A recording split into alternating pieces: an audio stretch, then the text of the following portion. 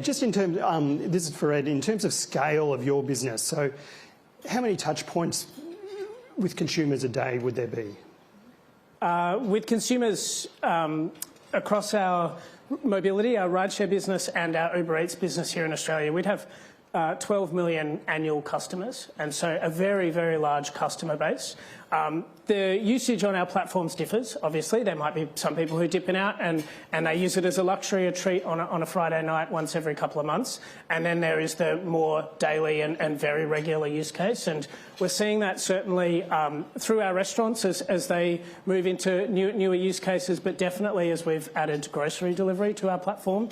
That's been a really big additional use case, and the ability to do your top-up shop very conveniently and have that delivered within an hour across the country is huge. And I think, look, I was fortunate enough to join Uber as we were launching here in Australia, and I think when I started in 2016 we partnered with about 300 or 400 restaurants. That would now be 60,000 restaurants and retailers across the country. And we are, I think we had a bit of a hard look at ourselves last year. We had a bias towards the urban core and the cities in which we began our expansion, and realised that we were probably still a little bit biased there. And thematically, from a consumer side, we've seen two trends evolve, and one is this huge urban sprawl of our big cities. And we realised that actually the experience and the selection on the outer ring of Melbourne and Sydney and Brisbane was probably not as good as it would be here in the central CBD. And then the move of population into the regions has been really big, and 1 in 3 Australians now live in regional Australia. They have the same expectations of convenience that we do here, sitting here in Sydney today, and we set ourselves the target of launching 100 new cities and towns this year. We've been doing 15 a month since March, and I'm from Melbourne. I have a bunch of friends who are very happy that Castlemaine now has Uber Eats, and so that's been a trend that we've been phenomenally surprised at the amount of adoption and demand from restaurants, retailers and consumers in the regions as well. And so I think that's been a really key trend that we continue to see evolve. What about a drone delivery? Drone.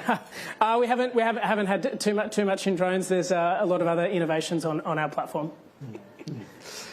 I might just, before I move over to David, Olivia, just back to you, just on that expectations. So it is these big US tech companies, the Ubers, the Amazons of the world and so on, have set expectations around customer delivery and so on. Your business, you have a very big online business, a really huge infrastructure in terms of online.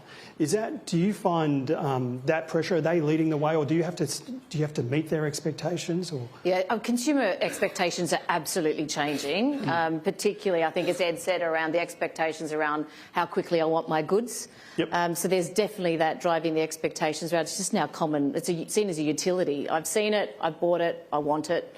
Why can't I have it now, right? So that's absolutely the case, and we can deliver on that in the cities. It's a bit more challenging in regional areas.